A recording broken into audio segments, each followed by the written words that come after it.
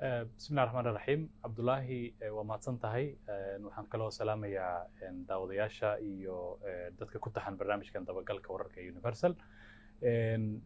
waa run Maxamed Ibrahim Macalimo maanta afayeenka xukuumadda federaalka Soomaaliya maanta ayaa xilli barqadii uu isku diyaarinayay inuu shaqadiisa soo aado qof naftiisa qaybay oo naftii haliga ah wuxuu isku qarxiyay gaarigiisa xilli uu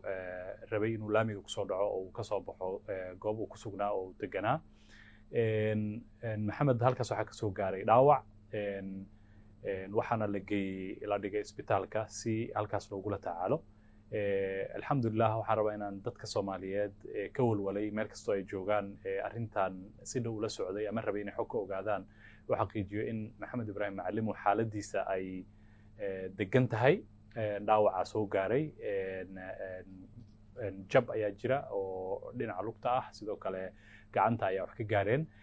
jugana way jiraan oo waxoogaa juga ah ayaa uu qabaa oo ka dhashay xajmiga iyo qaraxa xoogga uu leeyahay iyo maxaan ku yiraahdaa laakiin waxa ugu muhiimsan waxay tahay in xubnihiisa muhiimka ah iyo meelaha sensitive-ka ah ee jirkiisa kamida in aanu dhaawac weyn gaarin marka laga reebo inuu jugahaas qabo iyo jabkaas aan hore uga soo sheekeeyay iyo inuu u baahan yahay in daryeel gooniya iyo ka warqab gooniya oo caafimaad iyo check ups kale oo dheeri ah loo sameeyo oo aad xaaladiisa looga warhayo uu fiican yahay caafimaadkiisa xaaladiisa way fiican tahay miirkiisa uu joogaa dadka uu yaqaana uu hadlaya uu la interact garaynaya dhaqaatiirta ayaana gacanta ku haya xaaladiisa oo hadda aad uga fiican marba marka dambe ka soo hagaagaysa waxaa socda dabcan qorshe la doonayo sidaan ka war helnay in dalka dibadiisa lagu qaado si daryeel caafimaad oo dhameystiran uu soo helo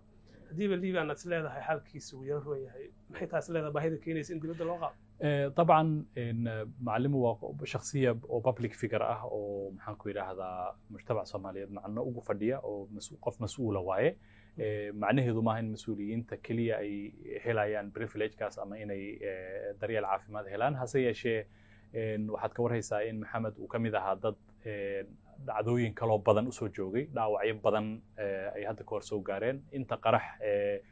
waxyeelo ka soo gaartay waad ogtahay liido 2 jeer oo ku gaareen Makal Mukarrama qaraxii hore kani waa markii afraad oo Macalimo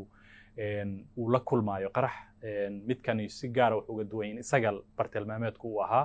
marka waxa soo dhan waxay keenayaan in uu u baahan yahay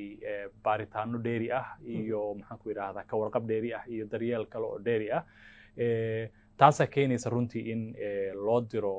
maxaan ku yiraahdaa arrintiisa dibadda loo qaado waxa kaloo jira in uu sii baahan yahay hadii xaalad ka duwan weatherka ama environment-ka hadda uu ku jiro mid ka baxsan inuu galo u baahan yahay baaritaano dheeri ah iyo maxaan ku yiraahdaa ka warqab dheeri ah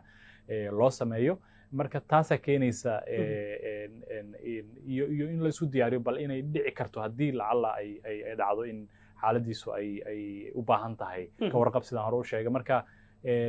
ma jirto life threatening ama xaalad naftiisa ay hadda halis ku jirto ama maanta xilligan aan kula hadlay leeyahay Maxamed waa khatar adag ku jira laakiin precaution ahaan ayaa arrintaas loo sameynaya waxaan rajaynaynaa insha Allah taala in dhaqso loo qaado oo ay u suurto gasho in la geeyo baaritaano dheeri iyo maxaan ku yiraahdaa daryeel kale oo dheeri ah uu helo waxaan u rajaynaynaa insha Allah taala sida ugu dhaqsiyaha badan leh in uu ilaahay ugu boogadhayo oo ka bogsoodo oo ka badbaado kana boodo dhaawacan ka soo gaaray dhibtan loo geystay argagixisadu ay ku beegsadeen marka caafimaadkiisa iyo waxa mas'uuliyadiisa qaadaysa Soomaaliya xukuumadda طبعا رئيس وزراء instructions uu bixiyay tawjiihaad ayuu bixiyay rئيس wasaaruhu uu ku faray mas'uuliyiinta iyo hay'adaha ay khusayso arrintan xafiiskiisa hor yimaado xukuumadda oo afayeenkeeda ahaa in la qaado wax kasta oo suurtagal ah oo dawladdu ay awoodo si Maxamed Ibrahim Macalimo afayeenka xukuumadda federaalka Soomaaliya uu helo daryeelka caafimaad ee muhiimka u ah markastana de dhaqaatiirta iyo instructionska iyo talooyinka caafimaad iyo inputka caafimaad ee dhaqaatiirtu ay bixiyaan ayaa ah waxa laga duulayo hadii iyagu ay bixiyaan talada ah in ay ku fiicnaan lahayd ama ay ku habboonaan lahayd in baaritaano kaloo dheeriyana la sameeyo meelo kale oo laga yaabo inay qalab ahaan iyo maxaan ku farsamo ahaanba uga wanaagsan yihiin halkan in loo diro taasaa keenta marka in ra-iisul wasaaruhu uu amar bixiyo uu yidhaahdo wax kasta oo ay qaadataba waa in daryeel uu helo maxamed ibraahim macalimo liibaan si maalinlahaad iskula shaqaynayseen macalimu oo aad xafiiska ra-iisul wasaaraha uga shaqaynayseen iyo xukuumadda ma jirin wax digniinaha ama khataro oo soo wajahayay afhayeenka oo laga yaabay inuu kula wadaago adiga ama dad ku dhow isaga oo aad war ka hesho actually ma jirin wax oo si shakhsi ah uu ama iila wadaagay ama inta aan ka warhayo u soo gaaray laakiin waa adiga ka warhaysid nimankan argagixisada ah noocay ahaadaanba waxaa bartilmaameed u ah qof kasta oo xukuumadda ka tirsan ha ahaadaan mas-uuliyiinta amniga ka shaqaysta ama askarta ama officialska iyo mas-uuliyiinta sarsare ama يعني marka waxa uu ka dhignay maxamed ibraahim macalimo waa in uu ahaa afhayeenka xukuumadda oo ah fayska bulshada wajaha fayska fariimaha dawladda dadka la wadaaga waad ogtaa marka argagixisadu macnaha ay arrintaasi u leedahay iyo sida uu target ugu yahay qofka noocaas oo kale ah ama shaqada noocaas oo kale qabta iyo dadka media ka shaqeeya dhammaan dadka dawladda u shaqeeya oo dhan marka waxay ahayd mar walba wax la filan karay in la bartilmaameedsado maxamed ibraahim macalimo waana tan ay hadda ku dhaqaaqeen argagixisadu oo maanta ay isku dayeen inay ku dilaan oo tii alle aysan wali u dhicin inay muraadkooda ay ku guulaystaan waxaan u rajaynaynaa inuu ilaahay ka badbaadiyo oo uu dhaqso u bogsado way ugu dambayn ma jiraan wax xoga ah oo weerarkan la xiriira oo hay'adaha amnigu ay soo gaarsiiyeen xafiiska ra-iisul wasaaraha oo dhacdadan ku saabsan والله عبد الله waxa kaliya aan hadda ognahay so far waa in sida ay wax u dhaceen oo kaliya oo ah in qof